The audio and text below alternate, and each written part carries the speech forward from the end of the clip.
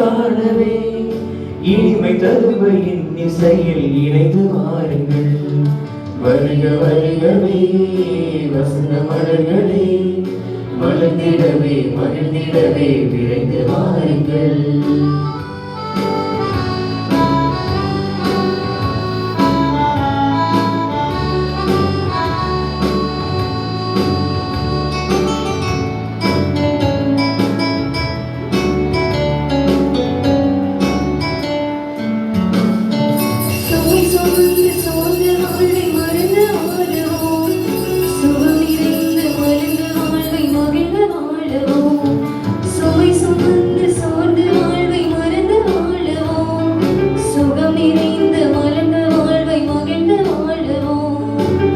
ஆனந்தம் காணவே அவரடி கூடுவோம்.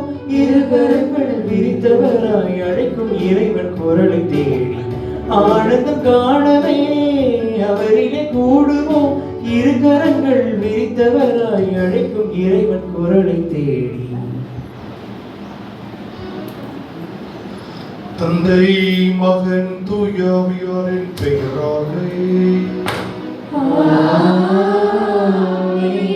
நம் ஆண்டவராகிய இயேசு கிறிஸ்துவின் அருளும் கடவுளின் அன்பும் தூயாவியாரின் நட்புறவும் உங்கள் அனைவரோடும் இருப்பதாக.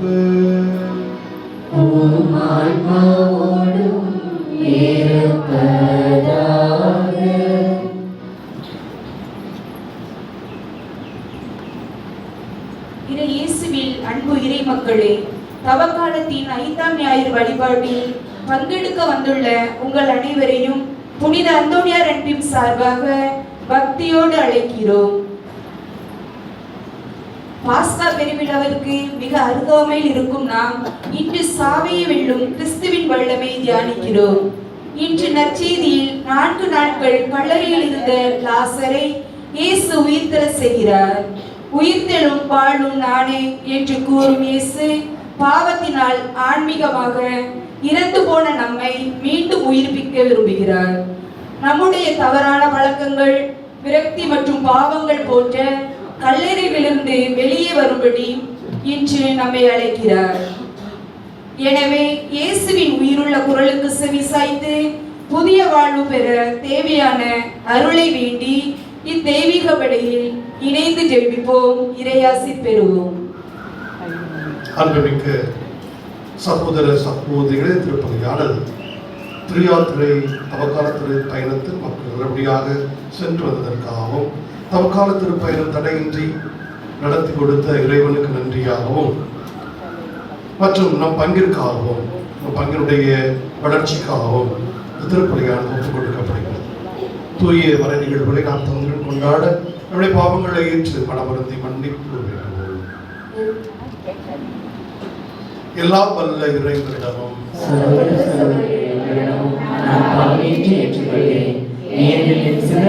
சொல்லாலும் செயலாலும் கடமையில் தவறியதாலும் பாவங்கள் பல செய்தேன். என் பாவமே என் பாவமே என் பெரும் பாவமே. ஆகையால் எப்பொழுதும் கண்ணியான புனித மரியாதையும் வானதூதர் புனிதர் அனைவரையும் சகோதர சகோதரிகளை உங்களையும் நம் இறைவனாகிய ஆண்டவரிடம் எனக்காக வேண்டிக் கொள்ள மன்றாடுகிறேன். இல்லாமல் இறைவன் நம் மீது இரக்கம் வைத்த பாவங்களை மன்னித்து நம்மை நிலைவாழ்வுக்கு அழைத்து செல்வாராக. ஆமென்.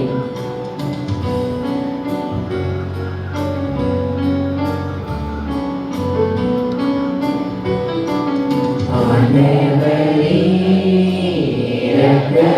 இரக்கமாயிரும். ஆண்டவரே இரக்கமாயிரும். கிறிஸ்துவே இரக்கமாயிரும். கிறிஸ்துவே இரக்கமாயிரும். ஆண்டவரே இரக்கமாயிரும். ஆண்டவரே இரக்கமாயிரும். மன்றாடுவோமாக. ஆண்டவரே, எங்கள் இறைவாவும் திருமகன் உலகை அன்பு செய்து சாவுக்கு தம்மையே கையளித்தார். உமது உதவியால் அதே அன்பில் நாங்களும் விரைந்து முன்னேறி செல்லார்கள் புரிவீராக. உமோடு தூயாவின் ஒன்றிப்பில் இறைவனாய் என்றென்றும் வாழ்ந்து ஆட்சி செய்கின்ற எங்கள் ஆண்டவரும் உம்முடைய திருமகன் இயேசு கிறிஸ்து வழியாக உம்மை மன்றாடுகின்றோம்.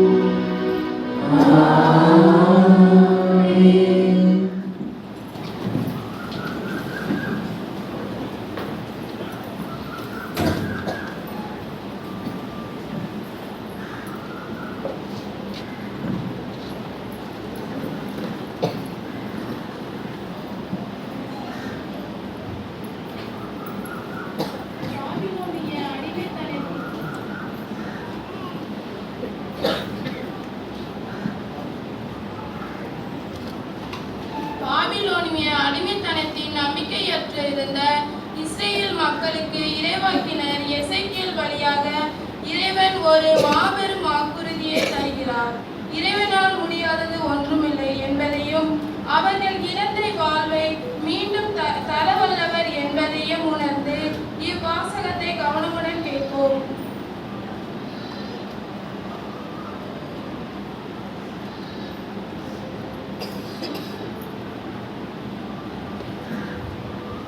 முதல் வாசகம்.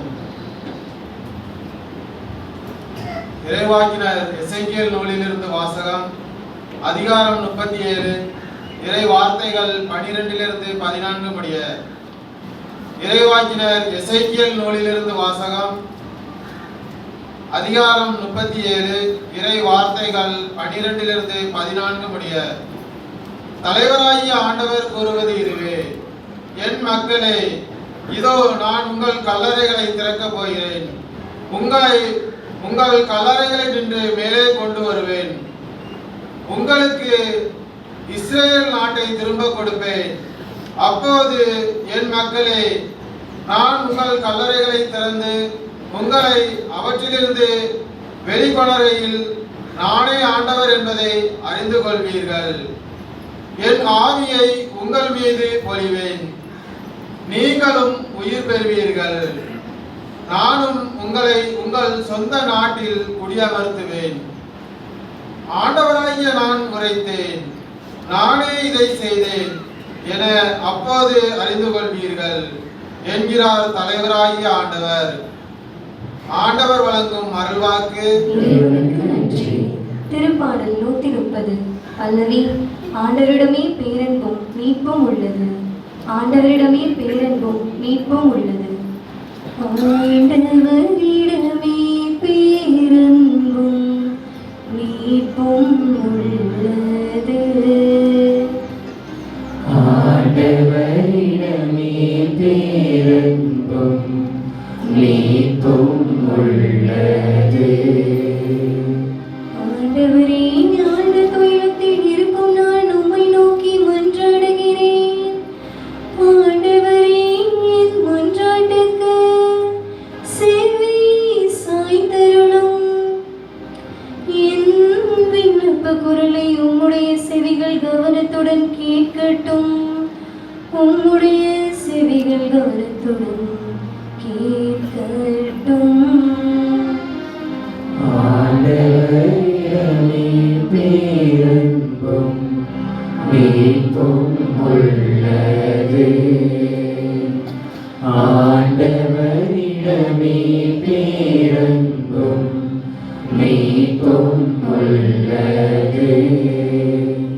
ஆண்டவரே, நீரின் குற்றங்களை மனதில் கொண்டிருந்தால் யார்தான் நிலைத்து நிற்க முடியும்?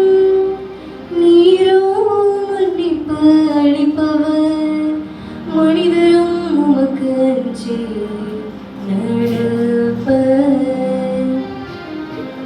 ஆண்டவரிடமே பேரன்பும் மீட்பும் உள்ளது. ஆண்டவரிடமே பேரன்பும் மீட்பும் உள்ளது. ஆண்டவருக்காக ஆவலுடன் நான் காத்திருக்கின்றேன். என் நெஞ்சம்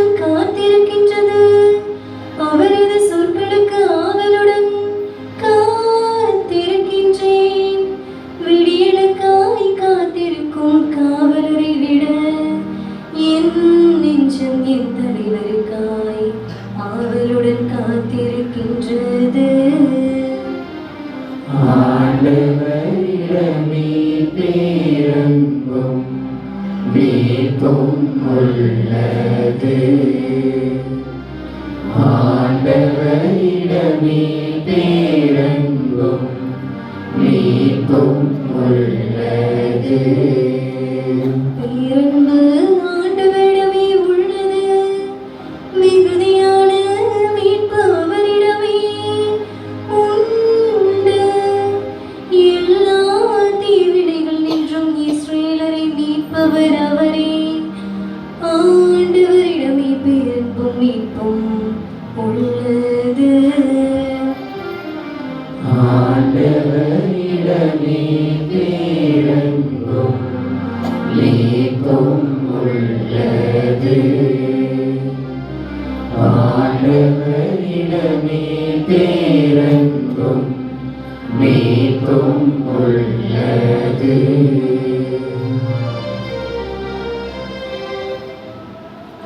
இன்று இரண்டாம் வாசகத்தில் பவுலடியார் இயேசுவை சாவிலிருந்து எழுப்பிய அதே ஆவி நமக்குள் குடிகொண்டிருந்தால் நம்முடைய சாவுக்குரிய உடல்களும் அது உயிரளிக்கும் என எடுத்துரைக்கின்றார்.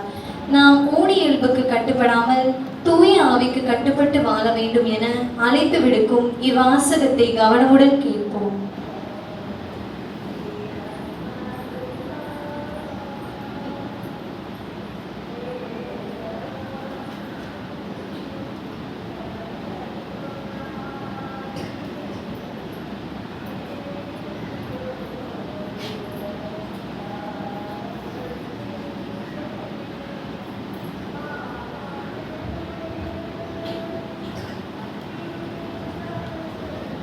திருத்தூதர் பவுல் ரோமேருக்கு எழுதிய திருமுகத்திலிருந்து வாசகம்.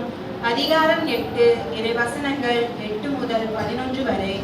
திருத்தூதர் பவுல் ரோமேருக்கு எழுதிய திருமுகத்திலிருந்து வாசகம். அதிகாரம் 8 வசனங்கள் 8 முதல் 11 வரை. சகோதர சகோதரிகளே, ஊனியல்புக்கு ஏற்ப வாழ்வோர் கடவுளுக்கு உகந்தவர்களாய் இருக்க முடியாது. ஆனால் கடவுளின் ஆவி உங்களுக்குள் குடிகொண்டிருந்தால் நீங்கள் ஊனியல்பை கொண்டிராமல் ஆவிக்குரிய இயல்பை கொண்டிருப்பீர்கள். கிறிஸ்துவின் ஆவியை கொண்டிராதோர் அவருக்கு ஊரியோர் அல்ல. பாவத்தின் விளைவாக உங்கள் உடல் செத்தாயினும் கிறிஸ்து உங்களுக்குள் இருந்தால் நீங்கள் கடவுளுக்கு ஏற்புடையவர்களாய் ஆக்கப்படுவீர்கள். அதன் பயனாக தூய ஆவி உங்களுக்குள் உயிராய் இருக்கும். மேலும் இறந்த இயேசுவை உயிர்த்தெழச் செய்தவரின் ஆவி உங்களுள் குடிக்கொண்டிருந்தால் கிறிஸ்துவை உயிர்த்தெழச் செய்த அவரே உங்களுக்குள் குடிக்கொண்டிருக்கும் தம் ஆவியினாலே சாவுக்குரிய உங்கள் உடல்களையும் உயிர் பெறச் செய்வார். ஆண்டவர் வழங்கும் அருள்வாக்கு. இறைவனுக்கு நன்றி.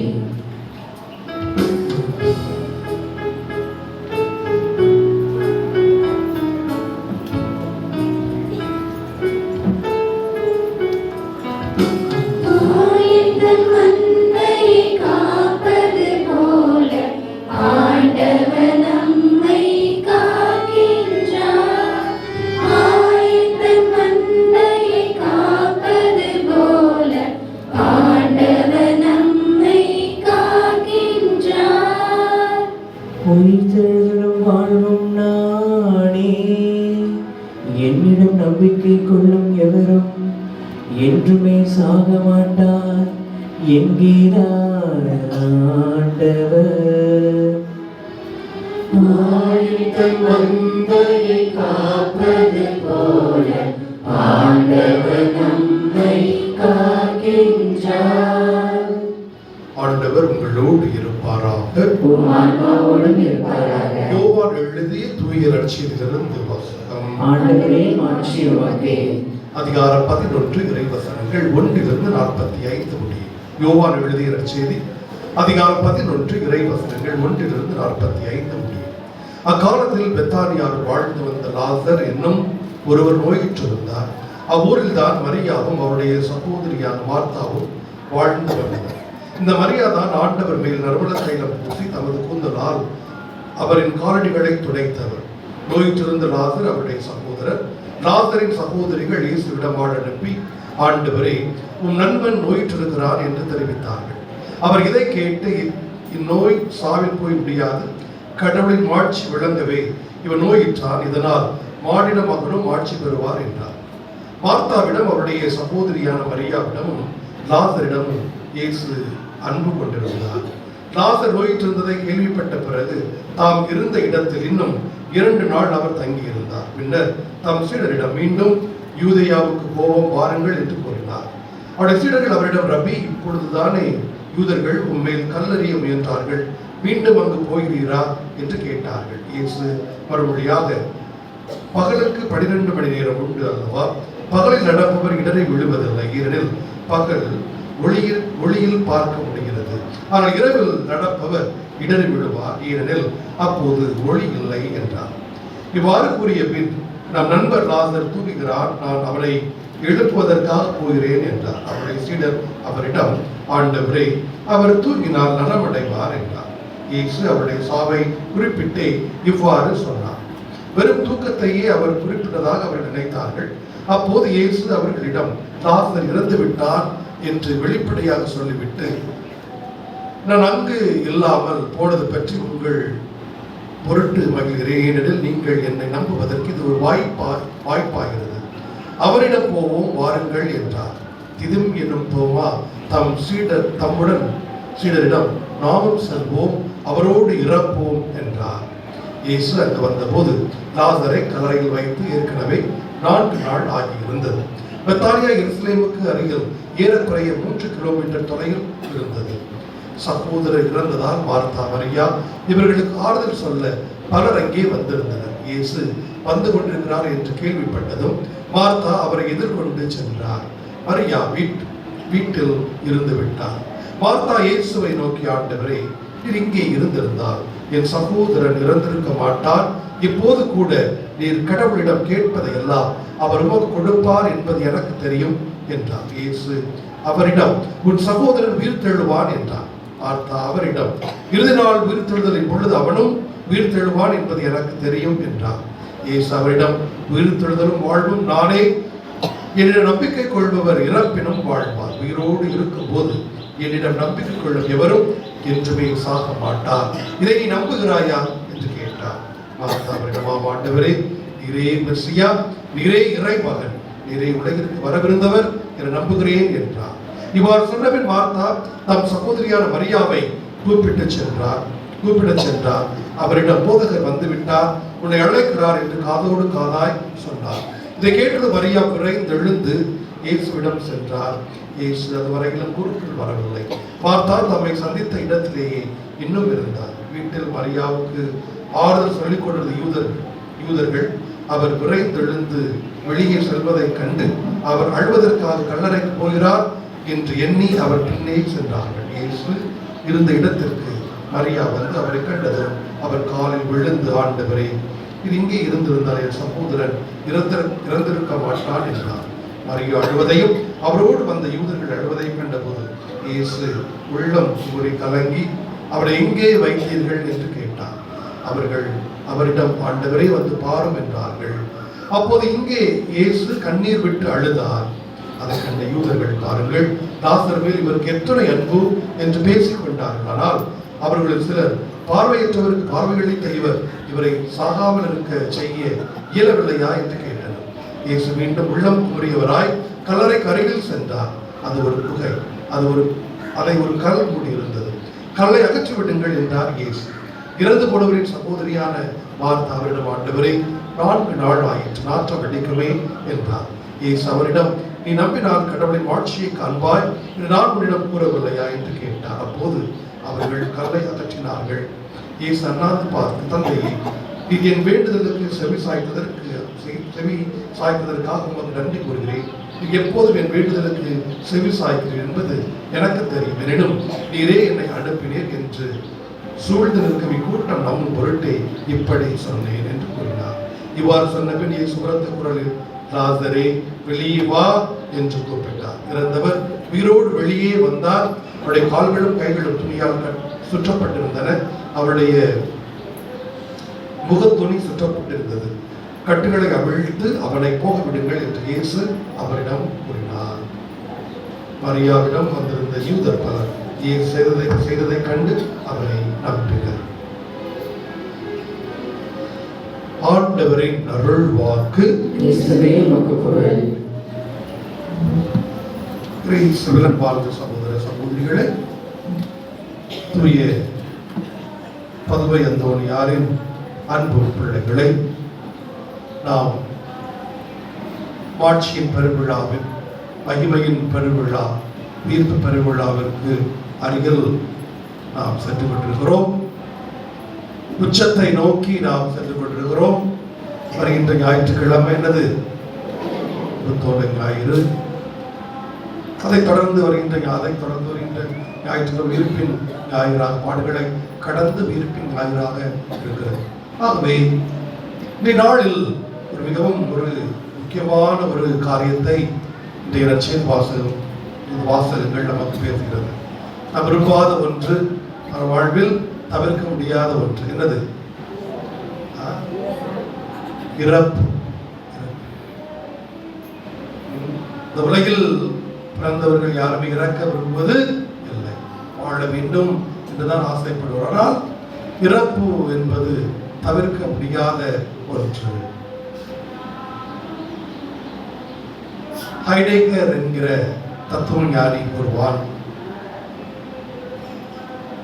என்று ஒரு குழந்தை பிறக்கிறதோ அன்றே அந்த குழந்தைக்கு தீர்மானிக்கப்பட்டது என்னது? இறப்பு. என்று ஒரு குழந்தை இந்த உலகில் பிறக்கிறதோ அன்றே அந்த குழந்தைக்கு இறப்பும் தீர்மானிக்கப்பட்டு விட்டது என்று கூறுகிறார். இன்னுமாக அவர் கூறுவார், மனிதன் என்பவன் ஒவ்வொரு நாளும் இறப்பை நோக்கி சென்று கொண்டிருக்கிறான். அவன் அறிந்தோ அறியாமலோ ஒவ்வொரு நாளும் அவன் இறப்பை நோக்கி நடைப்பயணம் மேற்கொண்டுதான் இருக்கிறான். ஆனால் அவன் எவ்வளவு காலத்தில் அதை அடைவான் என்பது அவனுக்கும் தெரியாது, யாருக்கும் தெரியாது. மனிதன் என்று இறப்பை நோக்கி சென்று கொண்டிருக்கிறான். அவன் இறை மக்களை நிச்சயமாக நாமும் அதை நோக்கிதான் நடைபயணம் செய்து கொண்டிருக்கிறோம். அது மாற்று கருத்து இல்லை. ஆனால் ஒரே ஒரு காரியம் இருக்கிறது. என்ன காரியம்? நாம் இறப்பை நோக்கி நடைபயணம் செய்து கொண்டிருக்கிறோம், சரிதான். ஆனால் நம்பிக்கையற்ற மனிதர்களாக நாம் அல்ல. மாறாக இறப்பிற்கு பிறகும் ஒரு வாழ்வு இருக்கிறது. இறப்போடு மனிதனுடைய வாழ்க்கை முடிந்து விடுவதில்லை. கிறிஸ்துவின் மீது யாரெல்லாம் விசுவாசம் கொண்டிருக்கிறார்களோ அவர்களுக்கு இறப்பையும் தாண்டி என்ன இருக்குது? ஒரு வாழ்வு இருக்கிறது. அதைத்தான் நற்செய்தி நல்ல தெளிவாக காட்டுகிறது. உயிர்ப்பும் உயிரும் நானே, விசுவாசம் கொள்பவன் இறப்பினும் வாழ்வார். இயேசுவின் மீது நம்பிக்கை கொண்ட அனைவருக்கும் வாழ்வு ஒன்று உண்டு. இதைதான் பார்க்கணும். லாசர் இறந்து விட்டான், மார்த்தாள் மரியாள் போறாங்க. அப்போ கேட்கும்போது சொல்றாரு, நிச்சயமாக என் மீது நம்பிக்கை கொண்டு உயிர்த்தருவான்னு தெரியுமா? நிச்சயமாக அவன் இறப்பிற்கு பிறகு அவனுக்கு வாழ்வு என்பது தெரியும் என்று கூறுகிறார்கள். அப்பதான் சொல்றாரு, என் மேல நம்பிக்கை வச்சு என்றுமே இறப்பு கிடையாது. அப்ப இயேசுவின் மீது நம்பிக்கை கொண்ட அனைவருக்கும் மறுவாழ்வு நிச்சயம் உண்டு. அப்ப நாம் இருக்கிற எல்லாருக்கும் என்னது உண்டு? மறுவாழ்வு உண்டு. இறை மக்களே, இறப்பு என்பது ரெண்டு வகையான இறப்பா சொல்லலாம். பல வகை இறப்பு இருக்குது. மெயினான இறப்பு, ரெண்டு வகையான இறப்பு இருக்கிறது. ஒன்று இறந்த பிற்பாடு, பயாலஜிக்கல் டெத். ஒரு மனுஷன் அதுக்கப்புறம் அவனுடைய வாழ்க்கை அதெல்லாம் முடிஞ்சு போச்சு இல்லையா? இந்த உடலுடைய வாழ்க்கை எல்லாம் முடிஞ்சு போச்சு. அப்புறம் இன்னொன்று என்னது? அவன் இருந்தும் இறந்து வாழ்கிறான். அது எப்படி இருக்காங்களா ஆட்கள்? இருந்தும் இறந்து வாழ்கிறாங்களா? இல்லையா? இல்ல. இருக்கிறாங்களா இல்லையா? இருந்தும் இறந்து வாழ்வது இருக்காங்களா இல்லையா? இருக்காங்களா இல்லையா? இல்லையா? இருக்காங்க, ஆனா இல்ல அப்படி சொல்றீங்களோ? இருக்காங்களா இல்லையா? யார் அவங்க? இருக்கிறார்கள். இருந்தும் இறந்து வாழ்பவர்கள் இருக்கிறார்கள். யார் அவங்க? என்னப்பா? இருந்தும் இறந்து வாழ்பவர்கள் யார்? ஒன்று உண்மையாக இயற்கையாகவே இறப்பு வந்து அவங்க ஒரு நோயினால் அல்லது மற்றொரு காரணத்தால் இறந்து விடுகிறார்கள். எதிர்பாராதமாகவும் அல்லது முதியோர் வயதுகம் காரணமாகவும் இறந்து விடுகிறார்கள். அது ஒரு இறப்பு. சரி, இன்னொரு இறப்பு இருக்கிறது. இருந்தும் இறந்து வாழ்பவர்கள் யார் அது? அதாவது ஆன்மாவின் இறப்பு. என்று ஒரு மனிதனுக்கு ஆன்மா இறந்து விட்டது. ஆன்மா இப்பொழுது இறக்கும் என்று ஒருவன் அவன் கடவுளை விட்டு விலகிச் செல்கிறானோ, கடவுளை அண்டாமல் கடவுளை விட்டு விலகிச் செல்கிறானோ, அவன் அன்றே இறந்து விட்டான். இதனாலதான் நீங்க பாத்தீங்கன்னா ஊதாரி மைந்தடி ஓமை எடுங்க. நீங்க ஊதாரி மைந்தடி ஓமை, இந்த ஓமையில மூத்த மகன் தப்பாகிட்ட எப்படி நீங்க இப்படி ஊதாரித்தனமா எல்லாம் பணத்தை செலவழிச்சுட்டு வந்தவன், இப்படி எல்லாம் தவறான வழிகளில் இருந்து பணத்தை செலவழித்து சொத்துக்களை அழித்து வந்த இவனுக்கு இவ்வளவு பெரிய விருந்து வைத்திருக்கிறீர்களே, எப்படி நீங்கள் விருந்து வைக்கலாம்? நான் உம்மோடு இருக்கிறேனே, எனக்கு ஒரு நாள் கூட நண்பர்களோடு ஒரு விருந்து எனக்கு கொடுத்திருக்கிறீர்களா என்று கேட்கும் பொழுது தந்தை என்ன சொல்றாரு? அவன் இறந்து போயிருந்தான், இப்பொழுது மீண்டும் பெற்று வந்திருக்கிறான். அவன் இறந்து போயிருந்தான். அப்ப என்ன அர்த்தம்? தந்தையின் அன்பில் இருந்து விலகி சென்று விட்டான். தந்தை அறியாமல், தந்தையை மறந்து தாண்டோடு தரமாக அடைந்திருந்தான். இப்பொழுது அவன் தந்தையின் அன்பை உணர்ந்து, தந்தை எப்படிப்பட்டவர் என்பதை உணர்ந்து அவன் தந்தையிடம் வந்திருக்கிறான். அவன் மறுபடியும் உயிர் பெற்று விட்டான் என்று தந்தை கூறுகிறது. போலதான் அன்பார்ந்த இறை மக்களே, வாழ்க்கையில் பல பேர், பல மக்கள் எப்படி வாழ்றாங்க? கடவுளை விட்டு விலகிச் சென்று, கடவுளை நினையாமல், கடவுள் நமக்கு கொடுத்த கடமைகளை நினையாமல் தாழ்ந்து விட்டு தனமாக வாழ்ந்து கொண்டு இருக்கிறார்கள். அழகா திருவள்ளுவர் கூட அழகா சொல்லுங்க பாருங்க. ஒத்து அறிவான் உயிர் வாழ்வான் மற்றையன் செத்தாருள் வைக்கப்படும். ஒத்து அறிவான் உயிர் வாழ்வான் மற்றையான் செத்தாருள் வைக்கப்படும். எவன் ஒருவன் அன்பும் மரணம் அவரிடம் இல்லையோ, அரண் வாழ்க்கை அவரிடம் இல்லையோ, அவன் எதற்கு ஒப்பாவான்? இறந்தவனுக்கு ஒப்பாவான். இன்றைக்கு நாம் இருக்கிறோம் என்றால் வாழ்க்கையில கடவுளை விட்டு விலகி செல்லக்கூடாது. இன்னைக்கு முதல் மாசத்துல பாத்தீங்கன்னா ஆண்டவராய் கடவுள் என்ன சொல்றாரு? உங்களுடைய கல்லறைகளை திறப்பேன், கல்லறைகளை திறப்பேன், கல்லறைகளை திறந்து மீண்டும் உயிர் கொடுப்பேன். அப்படி என்ன அர்த்தம்? இஸ்ராயேல் மக்கள் கடவுளை மறந்து கடவுளை விலகி சென்று விட்டார்கள். அதன் பயனாக அவர்கள் பாபிலோன் நாடு கடத்தப்பட்டார்கள். எதோடைய தண்டனை? பாபிலோன் நாடு கடத்தப்பட்டது என்ன காரணம்? இஸ்ராயேல் மக்கள் பாபிலோன் நாடு கடத்தப்பட்டார்கள் என்றால் என்ன காரணம்? அவர்கள் எல்லாத்துக்கும் என்னது? கடவுளை மறந்து விட்டார்கள். கடவுளை விட்டு விலகி சென்று விட்டார்கள். ஆகவேதான் அவர்கள் அத்தனை தண்டனை வருகிறது. அப்போ அவர்கள் இறந்தவர்கள் சமமாக இருக்கிறார்கள். ஆண்டவர் சொல்றாரு, மறுபடியும் சொல்றாரு, நீ கவலைப்படாத, மறுபடியும் அவர்களுக்கு புதிய ஆற்றலை, புதிய உயிர் மூச்சை நான் அவர்களுக்கு செலுத்துவேன். அவர்கள் மறுபடியும் உயிர் பெற்று வருவார்கள். என்ன அர்த்தம்? விசுவாசத்தை மீண்டும் பெறுவார்கள் என்று கூறுகிறார். சகோதர சகோதரிகளை தவ காலத்தில் நாம் இருக்கிறோம். வாழ்க்கை எப்படி இருக்கிறது? எனக்கு ஆண்டவர் நான் உண்மையா விசுவாசம் கொண்டிருக்கிறேன். கொண்டிருக்கீங்களா இல்லையா? இயேசு உண்மையா விசுவாசம் கொண்டிருக்கீங்களா இல்லையா? சத்தம் வரல. சாமி இயேசு இங்க கொஞ்சம் வச்சுக்கிடுவோம், அங்க மாடசாமி கோயிலுக்கு போனாங்க பார்த்துக்கிடுவோம், இங்க போனா இங்க பார்த்துக்கிடுவோம். அப்படி சொல்றீங்களா? அப்படி சொல்றீங்களா? அப்படி இருக்கீங்களா? சத்தம்லாம் வரலையே. அப்ப யார் கூட தான் நம்பிக்கையோடு வரலீங்க? இயேசு நம்ம மட்டும் தான் நம்பிக்கையோடு. பெரிய பாவம். இயேசுவை தவிர வேறு ஒரு இதாச்சுன்னா அது கடவுளை தவிர உண்மையான உயிருள்ள தெய்வமை ஆண்டவரை தவிர்த்து நீ வேறு ஒரு நம்பிக்கை வச்சனா அது பெரிய பவனிச்சத்துக்கு சமம். அதனால அந்த விசுவாசம் விடாத மக்களாக இருப்பது நமக்கு நிச்சயமாக மறுவாழ்வு உண்டு. அது ஒன்று. இரண்டாவதாக நாம் இருக்கும் பொழுதே வாழ்கின்ற வாழ்க்கை நாம் கடவுளை விட்டு விலகிச் செல்லாமல் கடவுளின் வழியில் கடவுள் நாம் கற்பித்திருக்கின்ற அன்பு செயல்களில் அறச்செயல்களில் நாம் வாழும் பொழுது நாம் இன்னும் உயிரோட்டமாக நாம் வாழ்கிறோம். ஒருவர் சொல்லுவார், அழகா சொல்லுவார், என்ன சொல்வார்னா, பல நேரங்களில் மனிதன் எப்படி இருக்கிறான், 80 வயசு இறந்தாலும் அவன் இதுவரைக்கும் வாழ்ந்ததே இல்லை, நான் இந்த உலகில் வாழவே இல்லை என்ற மனநிலையோடு இறங்குறான். அப்ப என்ன அர்த்தம்? அவனுக்கு இன்னும் வாழந்த ஆசை, இன்னும் வாழ்ந்த ஆசை. 90 வயசானாலும் 100 வயசானாலும் என்னது? இன்னும் வாழ்ந்த ஆசை, வாழ்ந்த ஆசை. ஒருத்தவங்க பார்த்து அக்கான்னாலே பயமா இருக்கு. அப்படிதான் அக்கா வயசுல கூட்டினாலும் அக்கான்னாலே நம்மளை பார்த்து அக்கான்றாரு சாமியாரு, நம்மளுடைய சாமியார் வயசுல கூட இருப்பாரு இல்லையா? இருக்கா இல்லையா?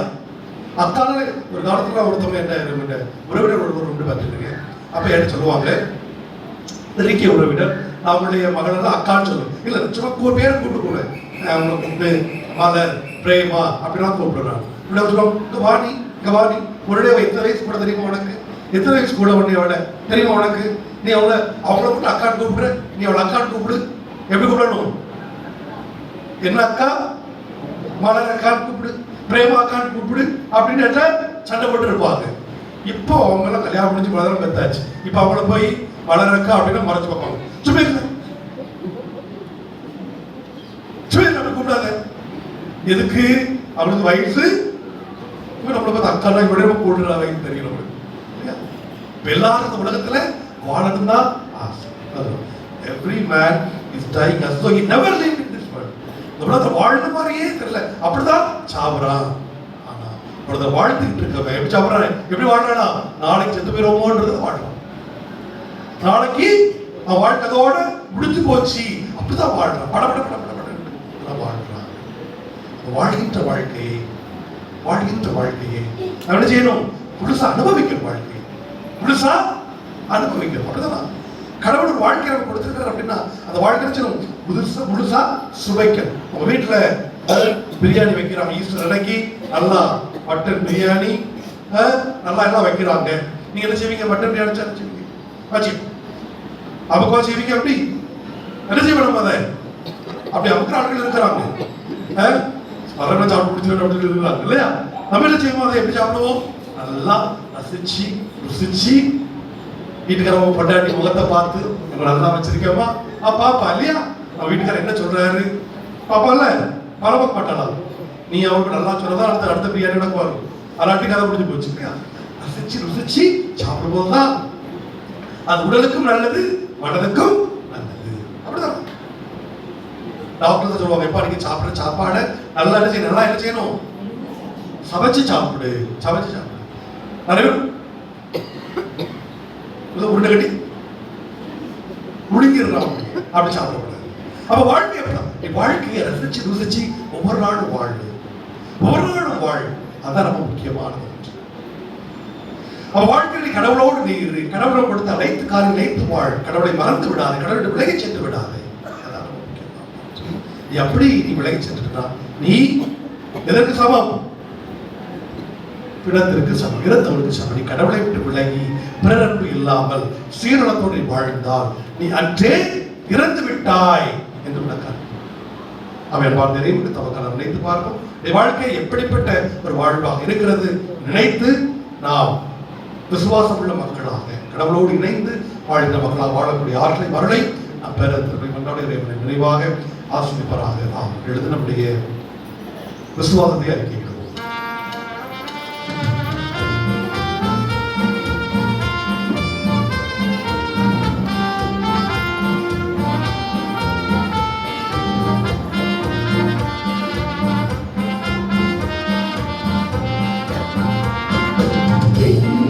மண்ணையும் படைத்தவராம் கடவுள் ஒருவர் இருக்கின்றார். தந்தை மகன் தூய ஆவியராய் ஒன்றாய் வாழ்வோரை நம்புகிறேன். தூய ஆவியின் வல்லமையால் இறை மகன் நமக்காய் மனிதரானார். கன்னி மரியிடம் பிறந்தவராம் இயேசுவை உறுதியாய் நம்புகிறேன். பிராத்துவின் ஆட்சியில் பாடுபட்டார், சிலுவையில் இருந்து அடக்கப்பட்டார், மூன்றாம் நாளில் உயிர்த்தெழுந்தார்.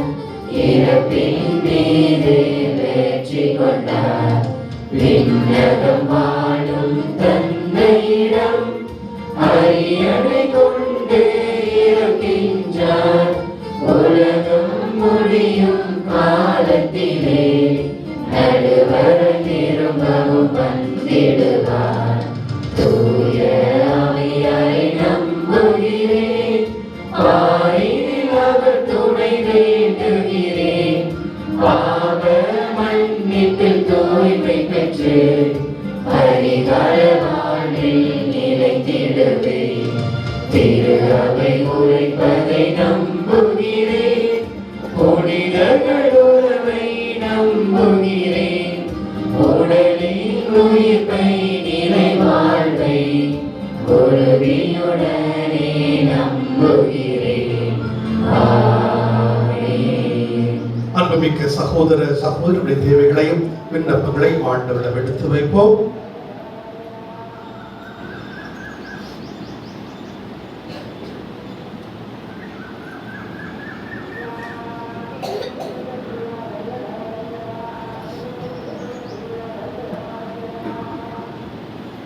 வழிகாட்டும் தெய்வமே எம் இறைவா, திரு அவை வழிநடத்தும் திருத்தந்தை உள்ளிட்ட திரு அவை தலைவர்களும் குருக்கள், கன்னியர்கள் மற்றும் மறைபணியாளர்களும் நம்பிக்கை, எதிர்நோக்கு, அன்பு ஆகியவற்றில் நிலைந்திருந்து இறைவாழ்வில் நோக்கி பயணிக்க அருள்தர வேண்டும் என்று இறைவா உம்மை மன்றாடுகிறோம். ஆண்டவரே, எங்கள் மன்றாட்டை கேட்டருளும்.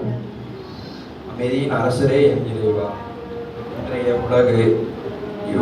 உலகு போர்கள், வன்முறை, தீவிரவாதம் ஆகியவற்றால் தடுமாறுகிற வேளையில் நீரே அமைதியின் பாதையில் எங்களை வழிநடத்தவும், எம் நாட்டினை ஆள்வோர் அறவழியில் ஆட்சி புரியவும், தமிழகத்திலும் ஏனைய மாநிலங்களிலும் நடக்கவிருக்கும் தேர்தல்களில் சமய சார்பற்ற அரசுகள் தேர்ந்தெடுக்கப்படவும் வேண்டுமென்று இறைவா உம்மை மன்றாடுகிறோம். ஞானத்தின் உச்சேயம் இறைவா, பொது தேர்வுகளையும் ஆண்டு இறுதி தேர்வுகளையும் எழுதி கொண்டிருக்கும் எம் மாணவ செல்வங்கள் தூய ஆவியால் நிரப்பப்படவும், அவர்கள் அனைவரும் தாங்கள் சந்திக்கும் தேர்வுகள் அனைத்திலும் சிறந்தோர் வெற்றி பெற வேண்டும் என்று இறைவா மன்றாடுகிறோம். இரக்கத்தின் ஊற்றே என் இறைவா, உன் இயல்புக்கு ஏற்ப வாழ்வோர் கடவுளுக்கு உகந்தவர்களாய் இருக்க முடியாது என்பதை உணர்ந்து ஆவிக்குரிய வாழ்வை மேற்கொள்ளவும், தவக்காலத்தில் சிறப்பு முயற்சிகளான ஜபம், தபம், தானம் ஆகியவற்றில் இன்னும் முனைப்பாக ஈடுபட்டு புனித வாரம் நோக்கி பயணிக்க அருள் தர வேண்டும் என்று இறைவா உம்மை மன்றாடுகிறோம். ஆசீர்வதிப்பவரே எம் இறைவா, எம் ஆலய கட்டுமான பணிகள் உமது திருவுளப்படி சிறப்பாக நடைபெறவும், இதில் பங்கு பெறும் அனைவரும் ஞானமும் வலிமையும் பெற்று ஒன்றுபட்டு செயல்படவும், தேவையான உதவிகளும் ஆசீர்வாதங்களும் நிறைவாக கிடைத்து உமது அருளால் எம் ஆலயம் எழுதிட வேண்டும் என்று இறைவா உம்மை மன்றாடுகிறோம். நம்முடைய தனிப்பட்ட தேவைகளுக்காக மன்றாடுவோம்.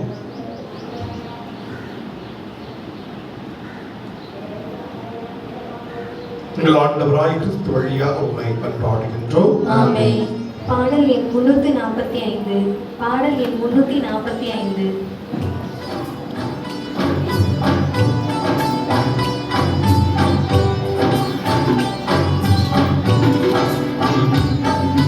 கோதுமை மணியும் திராட்சை கனியும் புது ஒரு பெறுவது போல், கோதுமை மணியும் திராட்சை கனியும் புது ஒரு பெறுவது போல், அன்பும் அமைதியும் நீதியுமே மனிதனில் வளர்ந்திட உயிர் தருவோம்.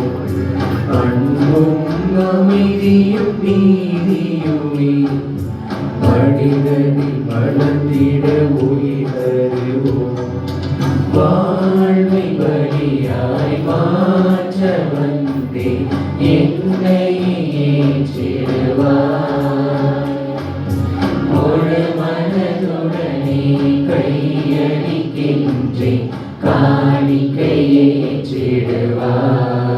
சகோதர சகோதரிகளை விடுது விடுவான இப்பலி எல்லாம் வல்ல தந்தையாய் இறைவனுக்கு ஏற்றதாகும்படி அன்றாடுங்கள். ஆண்டவர் தமது திருப்பெயரின் புகழ்ச்சிக்காகவும் ஆட்சிக்காகவும் நமது நன்மைக்காகவும் புனித திருவை அனைத்து நலன்களுக்காகவும் உமது கையின்றி கையை ஏற்றுக்கொள்வாராக. எல்லாம் வல்ல இறைவா, கிறிஸ்தவ நம்பிக்கையின் படிப்பினையால் நிரப்பியுள்ள உம்மடியார்களுக்கும் எங்களுக்கும் செவி சாய்த்தருளும். இப்பலியின் பயனாக இவர்களை புனிதப்படுத்துவீராக. எங்கள் ஆண்டவராகிய கிறிஸ்து வழியாக உம்மை மன்றாடுகின்றோம். ஆண்டவர் உங்களோடு இருப்பாராக.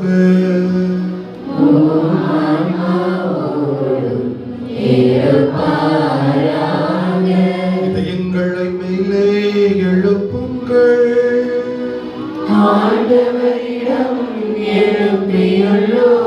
நம் இறைவனாகிய ஆண்டவருக்கு நன்றி கூறுவோம்.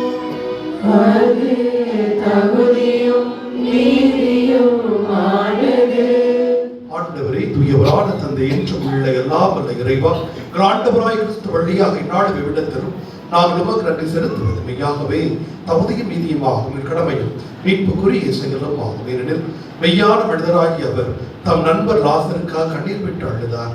என்றுமுள்ள கடவுளாகிய அவர் லாசரை கல்லறை நின்று உயிர் பெற்றடச் செய்தார். அவரை மனித இனத்தின் மேல் இரக்கம் கொண்டு தூய மர நிகழ்வுகளால் எங்களை புதிய வாழ்வுக்கு இட்டுச் சென்றார். அவர் வழியாக மாண்புக்குரிய உண்மை வாழ தூதர்களின் அடிகள் வழிபடுகின்றன.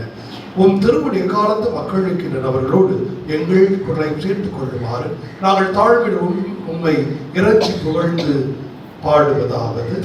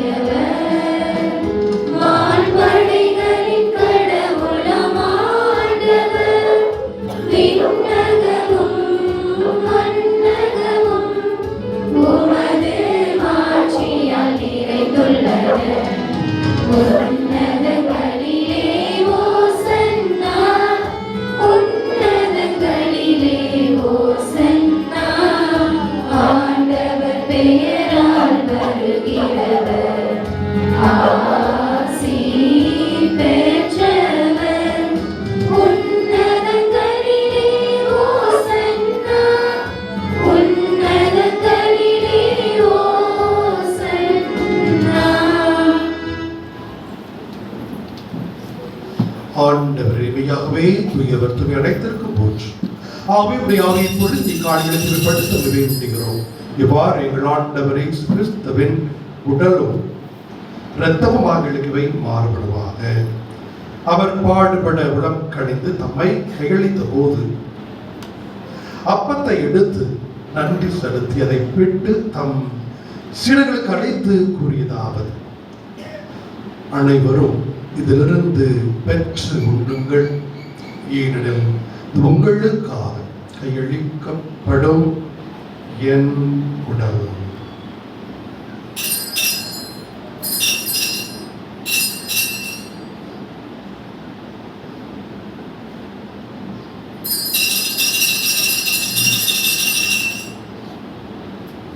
அவர் நம்மை இரவு விருந்து அருந்திய பின் கிண்ணத்தை எடுத்து மீண்டும் உமக்கு நன்றி கூறி தம் சீடர்களுக்கு அளித்து அவர் கூறியதாவது: அனைவரும் இதிலிருந்து பெற்று பருகுங்கள், ஏனெனில் இது புதிய நிலையான உடன்படிக்கைக்குரிய இரத்தத்தின் கிண்ணம். இது பாவ மன்னிப்புக்கென்று உங்களுக்காகவும் பலருக்காகவும் சிந்தப்படும். இதை நினைவாக செய்யுங்கள்.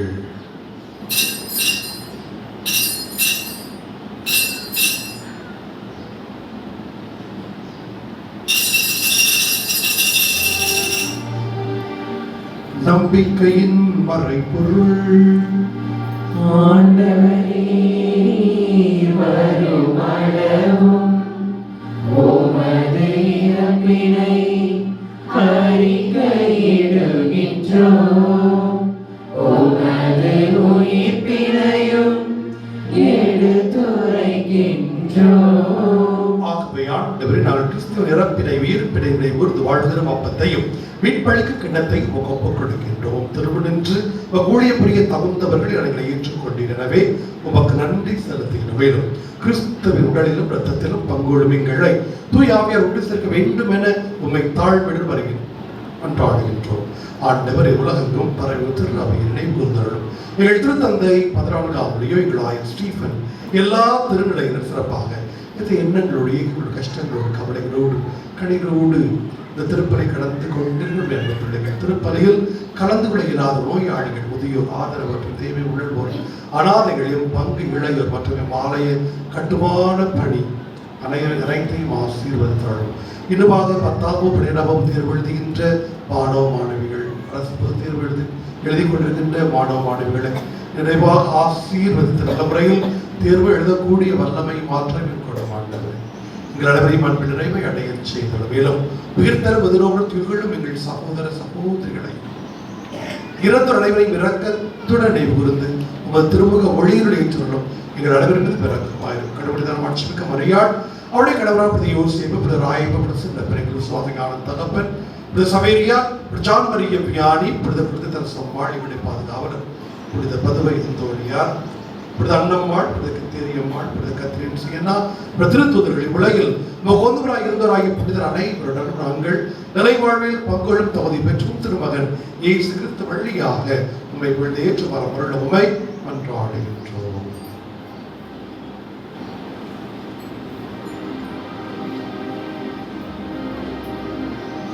இவர் வழியாக இவரோடு இவர்கள் எல்லாம் வல்ல இறைவனாகிய தந்தையே, தூயாவியாரின் ஒன்றிப்பில் எல்லா புகழும் மாட்சியும் என்றென்று உமக்கு உரியதே.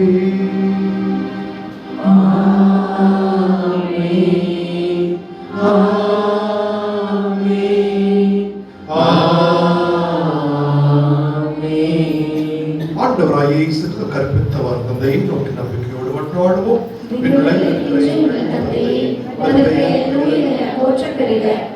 ஆட்சி வருக, உமது திருவுளம் விண்ணுலகில் நிறைவேறுவது போல மண்ணுலகிலும் நிறைவேறுக. எங்கள் அன்றாட உணவை இன்று எங்களுக்கு தாரும். எங்களுக்கு எதிராக குற்றம் செய்வோரை நாங்கள் மன்னிப்பது போல எங்கள் குற்றங்களை மன்னியும். எங்களை சோதனைக்கு உட்படுத்தாதையும் தீமையிலிருந்து எங்களை விடுவித்தருளும். ஆண்டவரை தீமை அனைத்திலும் விடுவித்து எங்கள் வாழ்நாளில் அமைதியை கனிவுடன் தருணம் என்றாகிறோம். இரக்கத்தின் உதவியை நாங்கள் பாவத்திலிருந்து எப்போது விடுதலை பெற்று யாதொரு கலக்கமின்றி நலமாய் இருப்போம். நாங்கள் எதிர்நோக்கி இருக்க பேரின்பத்திற்காகவும் மீட்பராய் இயேசு கிறிஸ்து வருகைக்காகவும் காத்திருக்கின்றோம். ஆண்டவரே இயேசு கிறிஸ்து அமைதி உங்களுக்கு விட்டு சென்றேன், என் அமைதியை உங்களுக்கு அளிக்கின்றேன் என்று திருத்தொரு கொடுத்தேன். பாவங்களை பாராமல் மதுராவை நம்பிக்கை கண்டோக்கி மதுரதை ஏற்பதற்கு அமைதியும் ஒற்றுமை அளித்தொள்வீர் என்று வாழ்ந்து ஆட்சி செய்கின்ற ஆண்டவருடைய அமைதி உங்களோடு என்றும் இருப்பதாக. ஒருவருக்கொருவர் கிறிஸ்துவிட்டு சென்ற அமைதியை அறிவித்துக் கொள்வோம். அமைதி.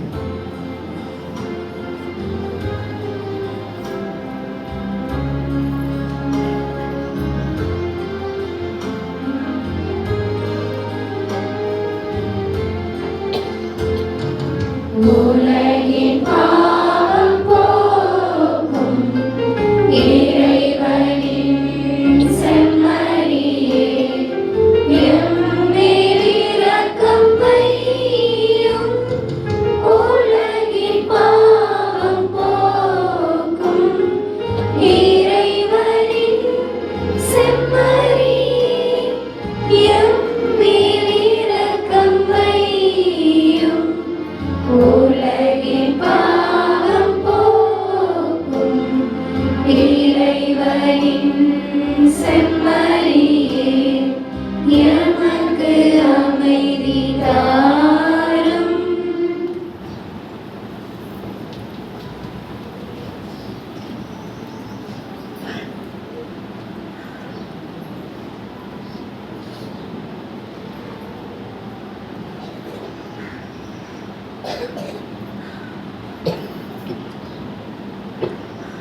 இது இறைவனின் செம்மறி, இது உலகின் பாவங்களை போக்குகின்றது. இந்த செம்மறியிலிருந்து கழைக்க பெற்ற நாம் அனைவரும் பேறு பெற்றோர். ஆண்டவரே, நீர் என்னிடத்தில் எழுந்தருள நான் தகுதியற்றவர். ஆனால் ஒரு வார்த்தை மட்டும் சொல்லிடலாம், எனது ஆன்மா நலமடையும்.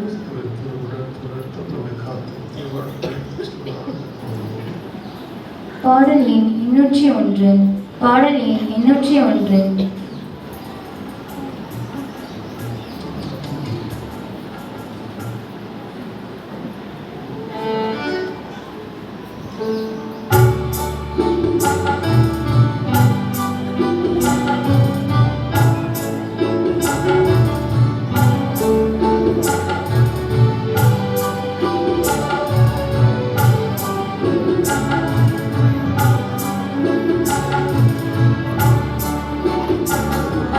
பொன்காலை நேரம் பூந்தென்ற காற்றில் என் ஜீவராகம் கரைந்தோடுதே.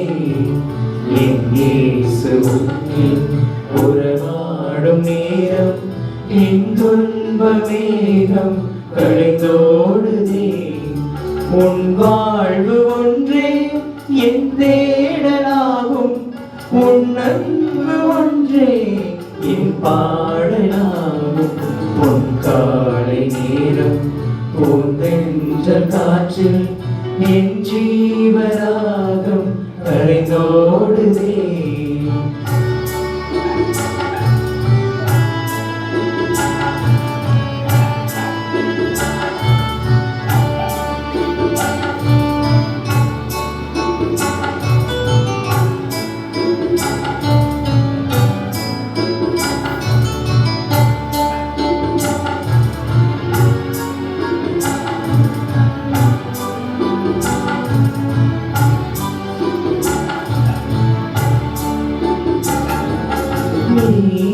நீயில்லாத நாளெல்லாம் நிலவில்லாத வானம் நான், உன் நினைவில்லாத வாழ்வெல்லாம் மழையில்லாத மேகம் தான்.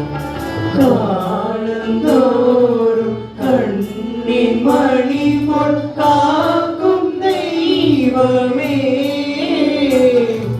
சுமை சுமந்து சோர்ந்த வாழ்வை தேற்றும் இறைவனே. என் இயேசுவே, அபயம் நீ தர வேண்டுமே. என் தெய்வமே, அருகில் நீ வர வேண்டுமே. காற்றில் ஆடும் தீபம் என்னை சிறையில் மூடுமே.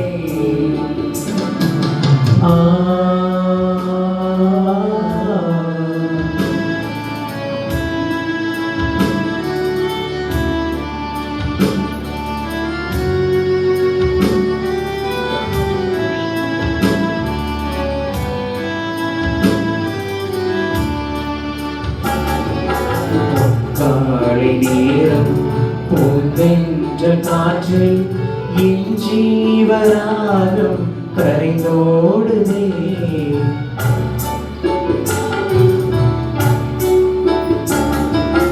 ஒரு கணம் என் அருகினில் நீ அமரும் போது ஒரு யுகம் உனை தினம் நான் புகழ்கையில் எனக்குள் தோன்றும் புது யுகம். முள்ளில் பூக்கும் ரோஜா என்னை அள்ளி பறிப்பதே, சொல்ல முடியா அன்பில் என்னை சூடி மகிழ்வதே. என் இயேசுவே, என் அன்புக்கு வானம் எல்லை. என் தெய்வமே, உன் அன்புக்கு எல்லை இல்லை.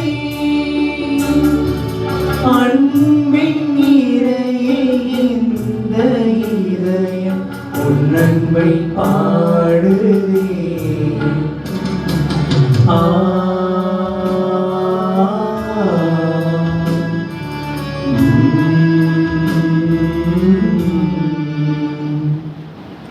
அன்பார்ந்த இறைமக்களை இன்றைய வழிபாட்டை அருமையான முறையில் சிறப்பித்த புனித அந்தோணியார் அன்பியத்தார் நம் நன்றிகளை பாராட்டுகளையும் பாராட்டுகள்.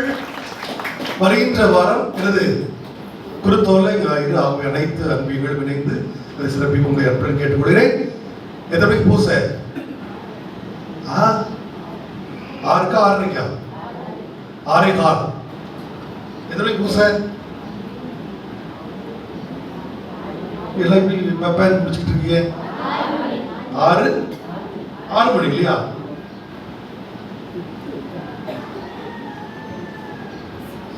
இங்கே வச்சிருக்க பாதையை பார்த்தா அவங்களுக்கு விடிய காலத்துக்கு தான் முடிச்சுட்டு வர முடியும். என்னோட எல்லா சாமியாரும் சொல்றாங்க என்கிட்ட, வர சாமியாரும் சொல்றாங்க என்கிட்ட, சாமி இவ்வளோ பெரிய இடத்த சுத்த வேண்டி இருக்குது, அவர் வந்தவொடனே பிரியாணியை கொடுத்துருக்கு, அவ்வளோ இடத்த சுத்த வேண்டி இருக்குது அப்படின்னு எல்லா பார்த்து சொல்றாங்க என்கிட்ட. அதனால நான் சொல்லுவோம், ஃபாதர் அவங்க சப்பரம் போற வழி இல்லையா, சப்பரம் போற வழி தானே, அதை அவங்க வச்சிருக்கிறாங்க, அதனால அப்படி அப்படின்னாங்க. பரவாயில்ல. அதனால 6 மணிக்கு வருகின்ற ஞாயிற்றுக்கிழமை 6 மணிக்கு திருப்பலி என்பதை தெரியப்படுத்திக் கொள்கிறேன்.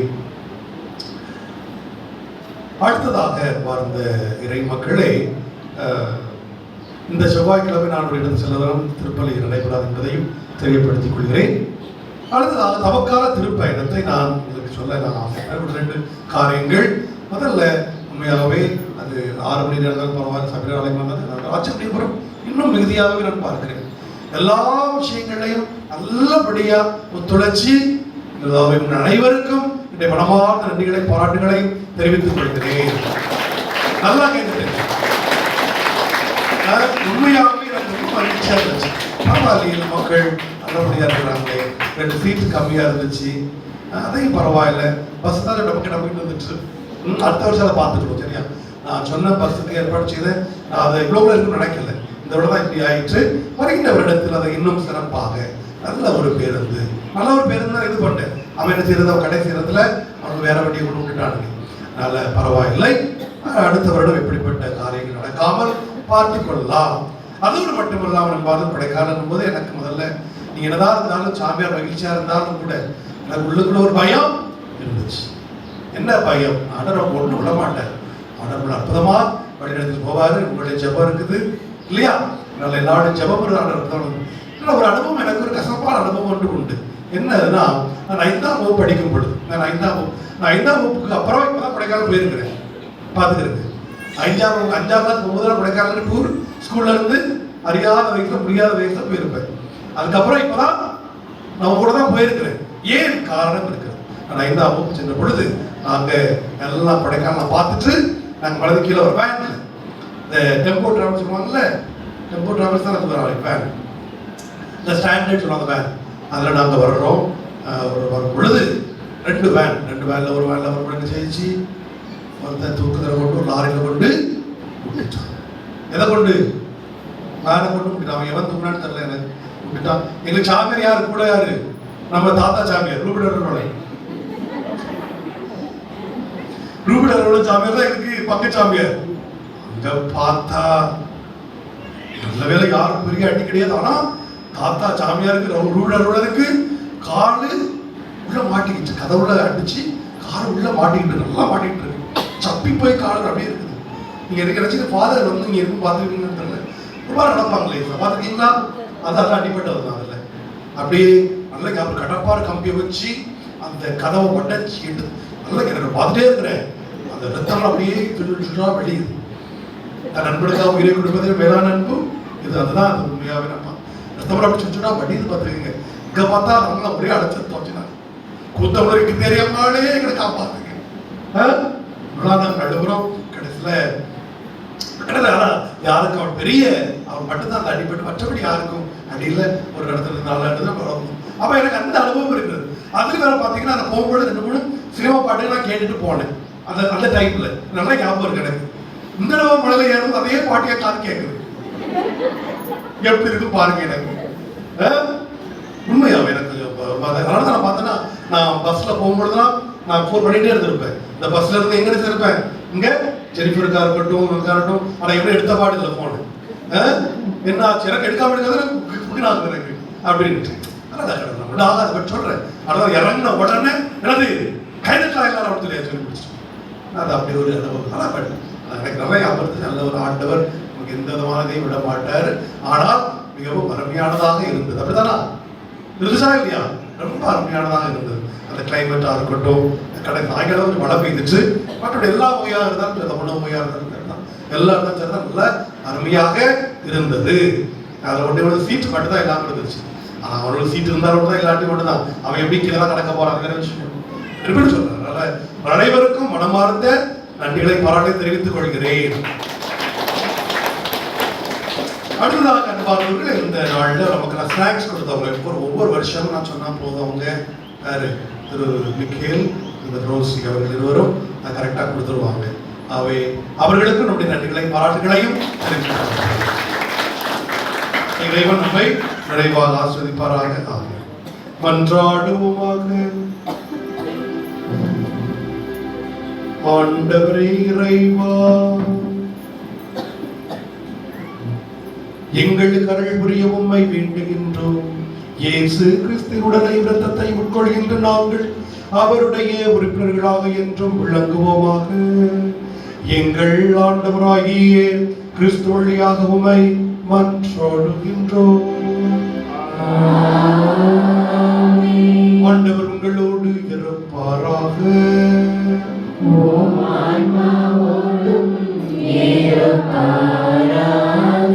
எல்லாம் வல்ல இறைவன் தந்தை மகன் தூயாவியானவர் உங்கள் அனைவரின் நிறைவாக ஆசீர்வதிப்பாராக.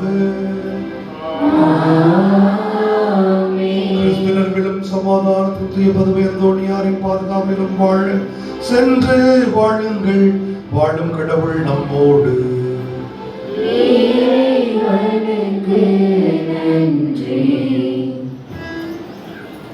பாடல் எண் 894. பாடல் எண் 894.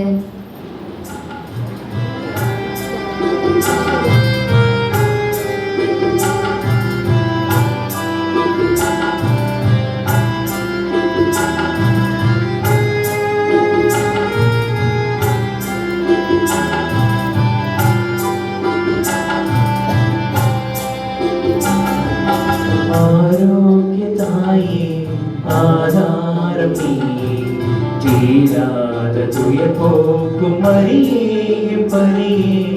ஆரோக்கியதாயே ஆதாரம் நீயே.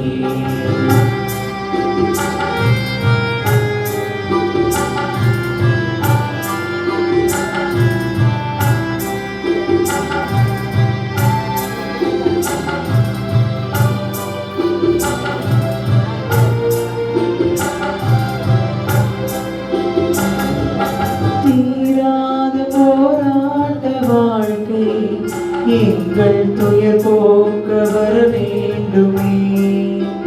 கரை சேராத மோடங்களானோ எம்மை சிறை மீட்க வர வேண்டுமே. தீராத போராட்ட வாழ்க்கை எங்கள் துயர் போக்க வர வேண்டுமே. கரை சேராத மோடங்களானோ எம்மை சிறை மீட்க வர வேண்டுமே.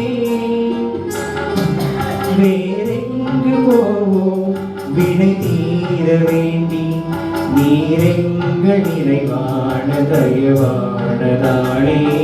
ஆரோக்கிய தாயே ஆதாரம் நீயே, தீராத துயர் போக்கும் மரியே பரியே. ஆரோக்கிய தாயே ஆதாரம் நீயே. நித்திய அன்பார்ந்த இறை மக்களை மற்றொரு காரியம் சொல்ல மறந்துட்டேன். இன்றைக்கு 2 மணிக்கு நம்முடைய சபையில் ஆலயம் தியானம் இருக்குது. அது பிரதேச அவர்கள் தியானம் கொடுக்குறாங்க. அது முடிஞ்சு 4 மணிக்கு ஒப்புற வருட்சாதனம் கொடுக்கப்படும். அவங்க யாரெல்லாம் தியானத்தில் கலந்து கொள்ள விருப்பமோ ஒப்புற வருட்சாதனம் செய்து கொள்ள ஆசை அவர்கள் அதில் கலந்து கொள்ள உங்களை அன்புடன் கேட்டுக்கொள்கிறேன். நன்றி. நித்திய ஸ்துதிக்குரிய பரிசுத்த பரமதிவ்ய கருணைக்கு சதா காலமும் ஆராதனையும் ஸ்துதியும் ஸ்தோத்திர நமஸ்காரமும்